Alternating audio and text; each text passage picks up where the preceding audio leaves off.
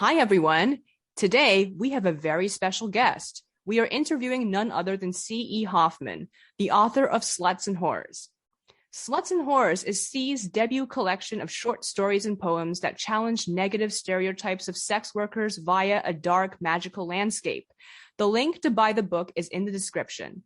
This powerfully written collection is nearing its 1-year anniversary, so we're going to discuss the ups and downs of publishing and promotions, and we're also going to be talking about the concept of success and how it applies to writing.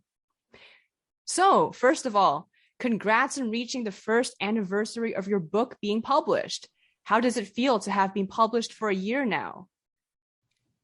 It's a mix of surreal and Sisyphean, I'll admit. On the one hand, I am overwhelmed by gratitude, of course, but on the other hand, you realize as soon as you get published, especially a full-length manuscript, that your work has yet begun.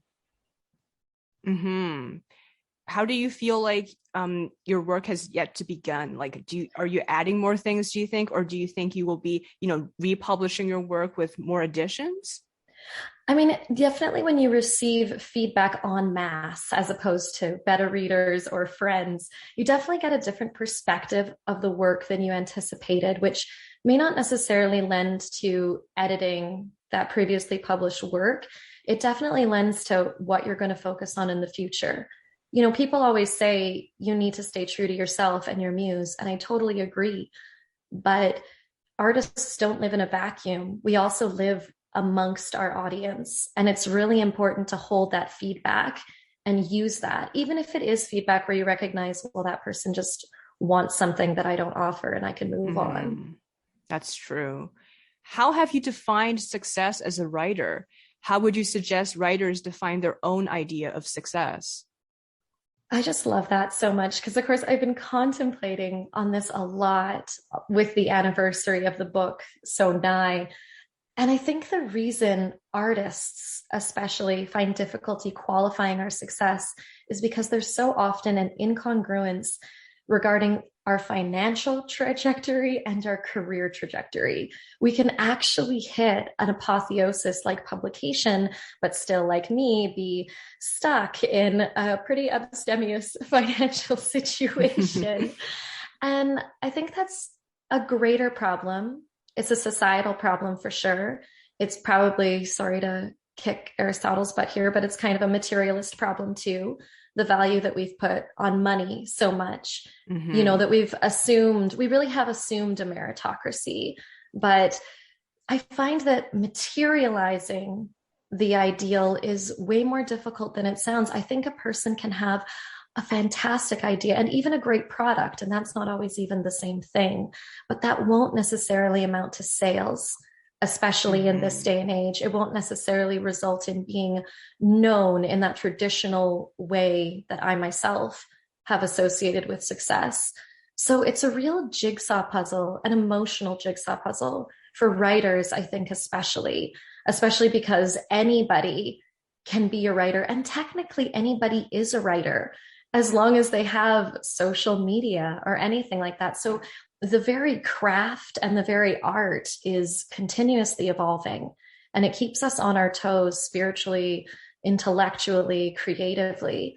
So it's very, very difficult. But I have been going into this idea of success a lot, like pertaining to the career versus financial aspect. Winston Roundtree is such an amazing illustrator and writer in their own right.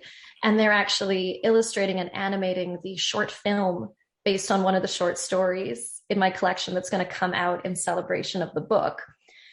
And that's a huge success on its own, but it's an artist-led success. It's something that I did, that I fundraised, that Winston helped fundraise via Kickstarter.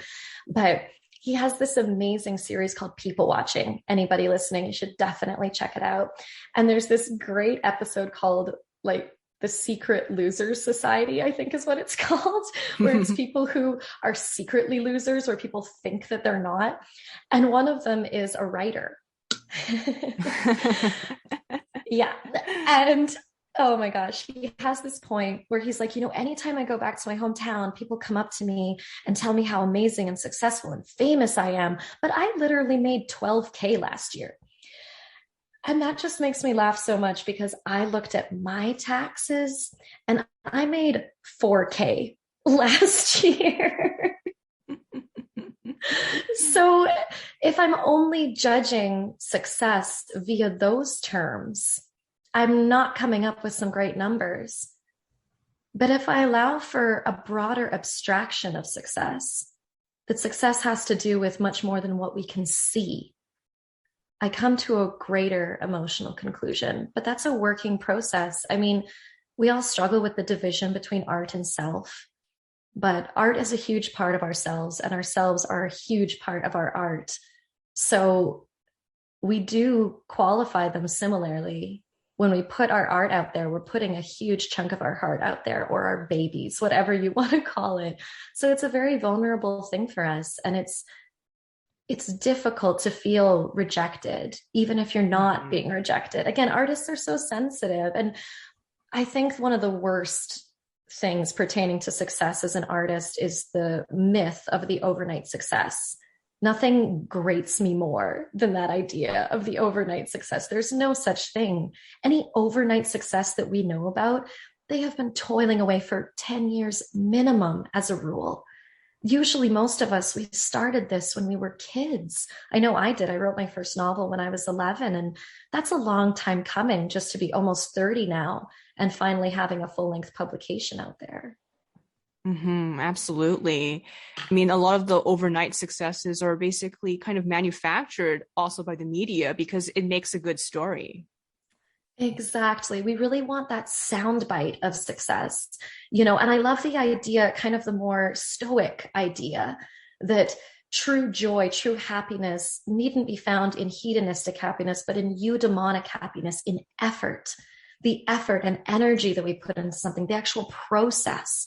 So if you're deriving fulfillment and joy from that, from the sweat, the blood, and the tears that we all know goes into writing, I think that's a success. I think if you're just trying to sleepwalk through the process, whether that's the conception, the actual writing, the editing, the promotion, and you're just waiting for that fallacious castle in the sky where you can put your feet up, I don't think you actually want what you think you want. I think there's more avarice in that than passion. And I think that's the best definition of success too, is have you truly followed your passion? Have you not only followed it, but have you committed yourself to it? That's so true. And I think, Tete, you have a lot to say about that because you have realized similar conclusions this year, haven't you? Yes, I have. I do understand so very well the how do I say, the blood, sweat, and tears that go into writing, and not only that, but balancing that with how do I say, the strains of other things in life, and how it's so hard to compartmentalize it that it becomes kind of a holistic unit at times, and it can be frustrating because life demands a certain compartmentalization of us as the writer and then us as ourselves in a society, be it as workers or citizens and such. And I understand the joy that comes from the hard work. I certainly understand that you can't derive this sort of hedonistic pleasure from wanting to reap success instantly, or think of this as just solely on the basis of that kind of conventional success.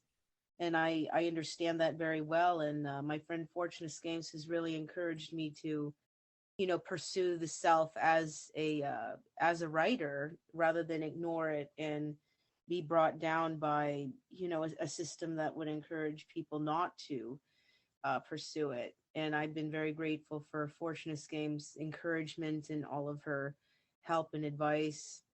I did have a couple questions. One question I wanted to ask is, given the concept of success explored here, what rewards have you seen resulting from your successes?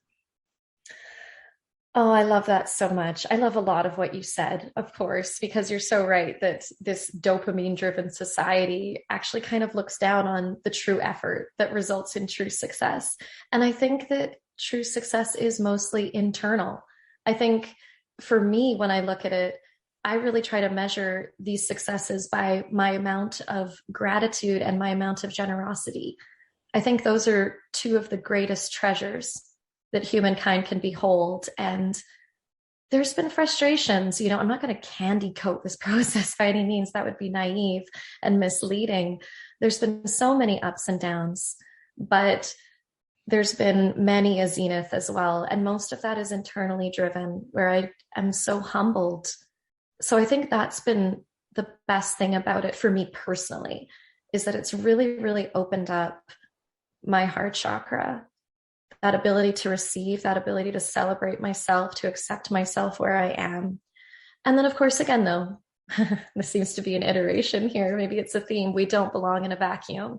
So as much as that's been a real blessing for me personally, I have to be really grateful as well for the community that's evolved around the inception and publication of this book. I have to so much thank my publisher, who is also a very hands-on editor. I have to thank all of the people that were involved in the short film. And I just have to thank so many friends who are willing to be fans, which I think is the best thing you can ask for. And I have to thank the Twitter writing community. I mean, that was how I met you two, and I'm very grateful to be sharing this space with you and so many others, just amazing people. Too many, honestly, for me to name right now during Mercury retrograde. I don't think names are going to come quickly to me, but I think that's the best thing, is that, again, you're sharing a really ugly, beautiful, raw, wailing piece of yourself, and you're putting that naked heart out into the world. And it means so much when fellow heart bearers respond and say thank you. I think it's so easy to create this kind of divisive attitude where it's like, oh, there's artist and there's audience. And I totally disagree with that. I think especially for a truly successful artist, their audience is composed of other artists. We comprise our own fan bases. We support each other. We lift each other up. We collaborate. When you look at some of the greatest literary movements, the Harlem Renaissance, the Beats, the Romantics, what were they called? I think they're called the Inkwells, C.S. Lewis and J.R.R. Tolkien. They were all friends who encouraged each other and gave each other a space to thrive. As personal as art is, we can't do this alone. I totally agree. Absolutely. I absolutely agree. I mean, that is such a key part. And I think we're so very fortunate now to have social media and connect on a better level, connect on a more, personalized level, and find people, who have, vibe with us so well, and that we're able to learn from them and they're able to learn from us. And it's so wonderful to, be part of the writer community and meet and engage and support and collaborate, with fantastic creators like yourself and Fortunist Games. And, you're absolutely right. It's such a vital, part to not only an author's health, but I think the welfare of their own, creation and creative process. I think it's also a really motivating factor, as Tete has found out this year by joining Tapas.io, which is a site where we both post our works. And, Tete, she has really attracted a lot of attention there, through her works. And, I think a lot of the comments, especially there, are what really make you want to keep on posting your work. Absolutely. It surely is, I think, the best motivator to know that, there is purpose to the writing, and that it is being enjoyed by people, and that the story itself has purpose, and that the characters are loved, because I think there's nothing more crushing to a writer than to create their craft and have no one to enjoy it or appreciate it or feel something from it or appreciate it. And it has been such not only a leap of faith, but there's been such a wonderful synergy from, the various creators on Tapas who have given such wonderful support. And I've been very fortunate to learn about themselves, but also their wonderful works, which is just, many of their works are just truly, truly compelling. Like, it's better than anything that's being put out there, by mainstream media, and I'm really amazed by them, and I'm amazed by their support as well. I love that, because we have to admit it's always the pleasantest surprise when a friend or someone just in a community, someone of an indie status, is really good at what they do.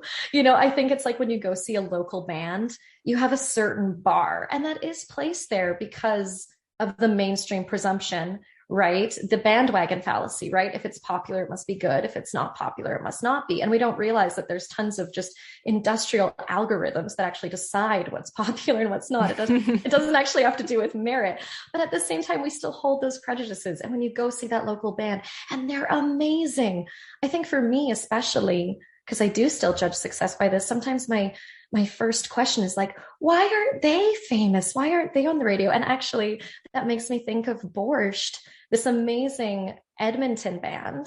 I grew up in Edmonton. I'm still in Edmonton right now, actually.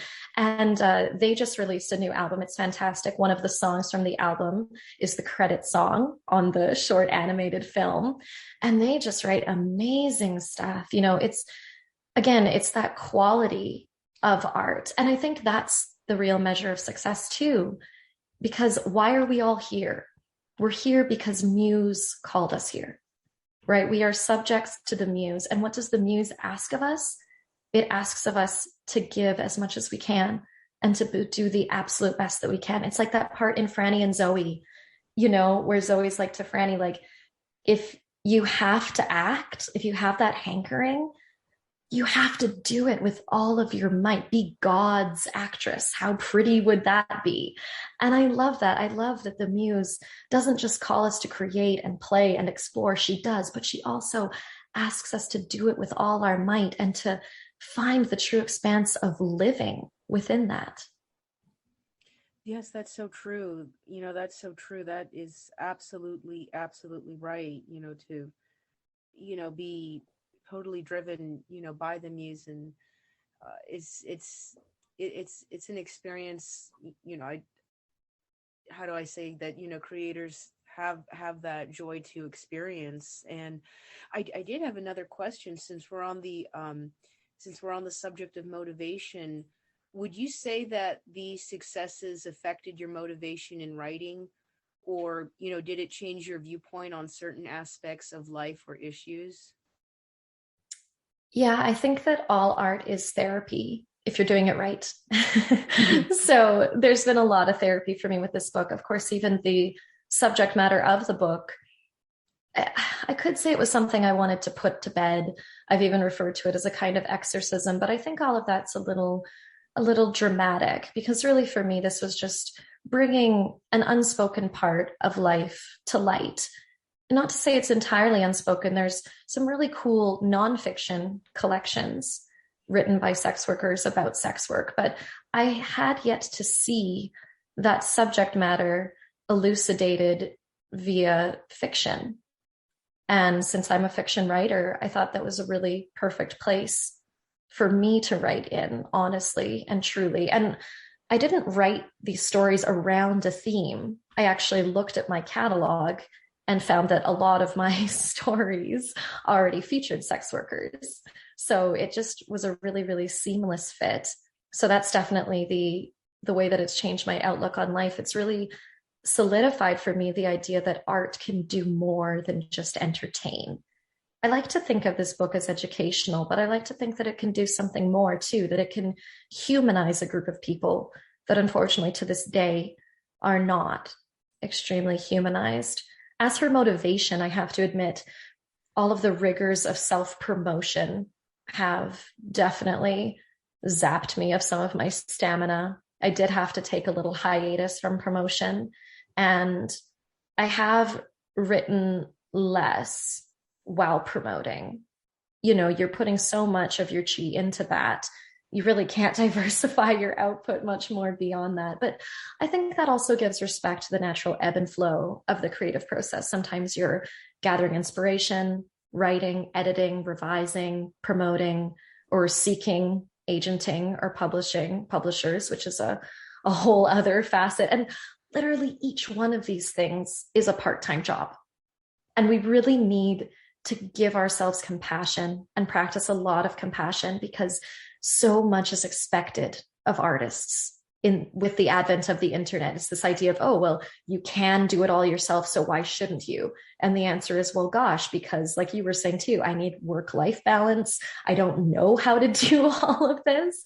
So it really brings back that idea of a team. You know, the more I think about this, I haven't verbalized this before, but I'm starting to love the idea of a kind of like self-promoted writers agency, where it's like a collaboration between fellow writers who all help promote each other's things, because it can be so exhausting. And sometimes even outsourcing that can have its problems. You know, I did outsource some marketing to a small group, and there have been a lot of problems, unfortunately, just with, you know, small things like spelling of names and having to clarify details or having certain templates going out.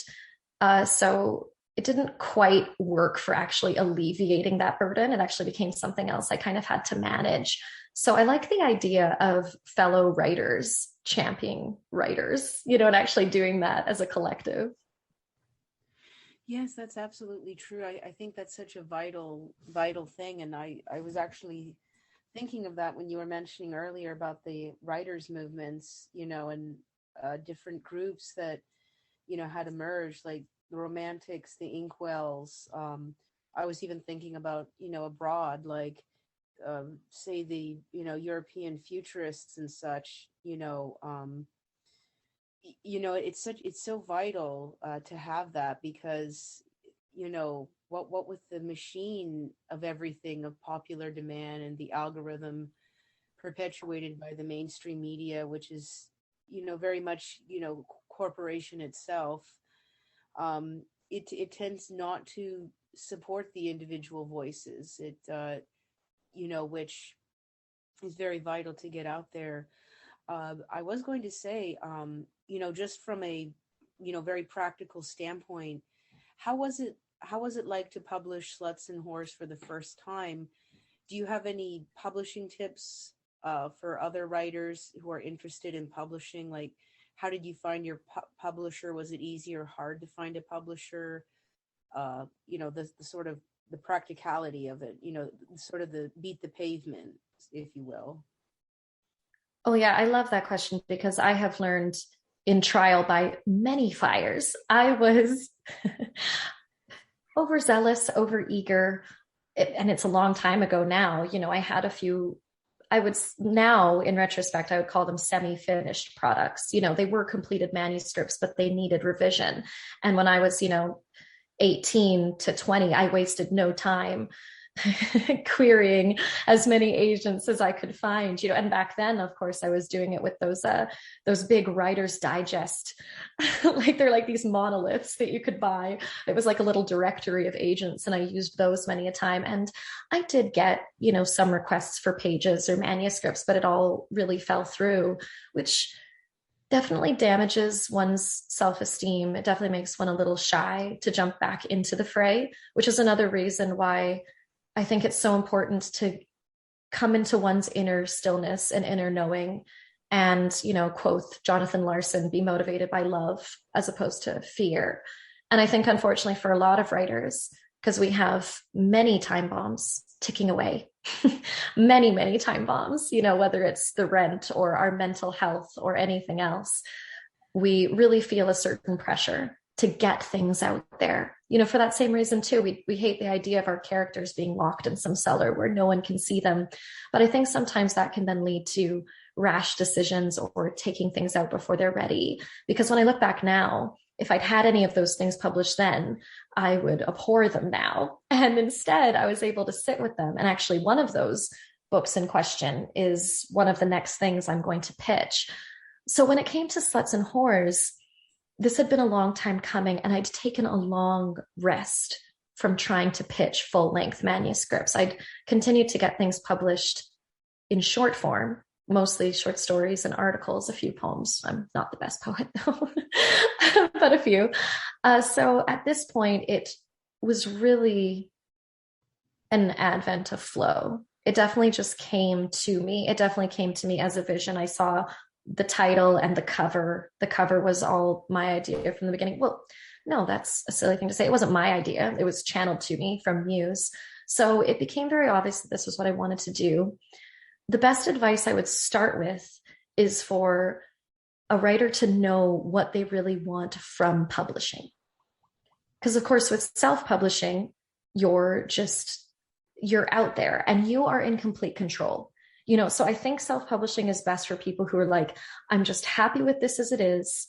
I care much more about the story and the characters and connecting with fellow writers than I do connecting with like a professional realm or with a larger readership or anything like that.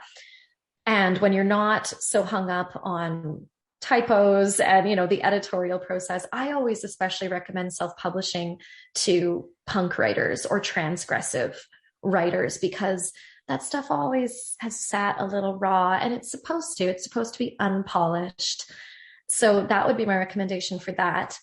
For something like this, I knew it was a smart idea to go with a small but traditional publishing house, because I thought it was very topical and that people would be ready for it. But I also recognize, it's bringing a lot of shadow into light that not everyone's comfortable with. I mean, feminine sexuality alone is still a big struggle for lots of people, let alone sex work. So I knew that I would need a smaller publisher who wouldn't shy away from transgressive material, but who could still give me that official validation. For example, I'm now a member of the Writers Union of Canada, and to qualify, you need to have at least one full-length publication that's published through a traditional publishing house. So if you're wanting to go for a little more professional, quote unquote, success, again, success comes in all shapes and sizes, then that would be what I'd recommend. And especially for a short story collection, because agents will rarely look at a debut short story collection. And to be honest, it's rare for agents to even look at debuts. They are out there, but they're rare. Now for my second short story collection, Losers and Freaks, which is kind of a spiritual sequel, as indicated by the title, I am going to be querying agents for that. But I've done a lot of research, and that's another thing I'd suggest. So an agent, I think lots of people really just jump on the idea of an agent, as I did too, now basically 10 years ago when I first started this journey. But I think that an agent is for a very specific career step. All of these things are steps, all of these things are experiences. So I think for most people, the best idea would be to start with a middle ground kind of indie publisher, because that gives you a step kind of into the professional realm if you do want to be eventually agented. But again, being aware of one's needs is really, really important there. And I think that's a really good start. I do have a few practical tips that I can also share, like 1 or 2 items, which I found really beneficial. But I think that's the best place to start is, the old adage, know thyself. What are you doing with this? What distribution do you want? Who is your audience? How open are you to feedback? Because if you're going to go even an indie publisher route, you need to be ready for this chapter needs to be cut, or can we change the ending? And not everyone is okay with that, which is fine. But if you are okay with that, then that's a route you might want to take. That's this is such invaluable advice, because so many people, especially writers starting out, they're not sure what landmines, if you will, are waiting for them in the traditional publishing process. And as you pointed out, indie is probably a safer option, especially for more transgressive writers, writers that are basically putting out material that may not be, openly embraced by the bigger, more traditional publishing houses. And so this is just absolutely fantastic advice, as well as agent, that it should be considered more of a career step, than actually, controlling the whole process, start from beginning. So for considering, like, let's say a writer, let's say they have a complete novel and they've already done all the necessary editing and everything, and it's sort of it's a bit of a hot cake ready to go, ready to serve.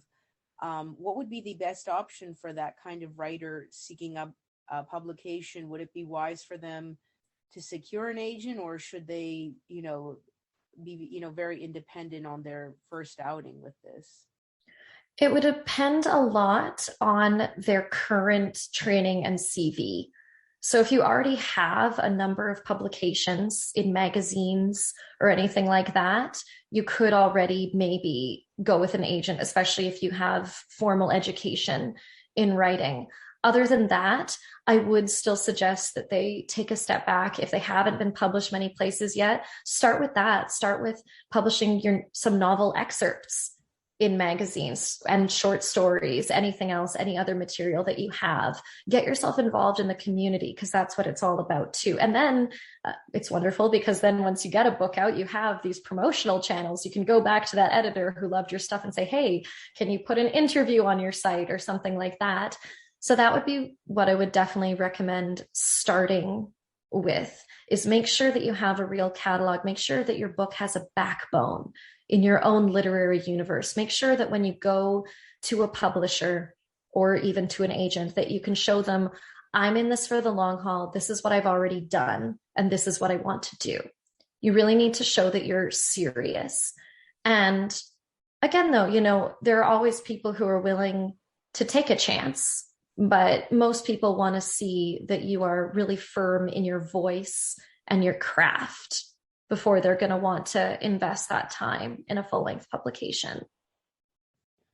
That's an excellent answer. And that really does show the practical realities that, first-time writers, or at least first-time publishing would face. And you're right. I think it's very, very vital to build up that backbone and, sort of build up that foundation, those steps, those rung on the ladder, so to speak. Exactly. And I actually have more to say that, but I know we're maybe running out of time, so maybe we'll leave it for the next sesh. Yeah, absolutely. This was a great discussion. And, we covered a lot already. In the next episode, which will be coming out next week, we will be learning more about the publishing process and how that ties into success. Awesome. Looking forward to it. See you. See you. Thank you, guys.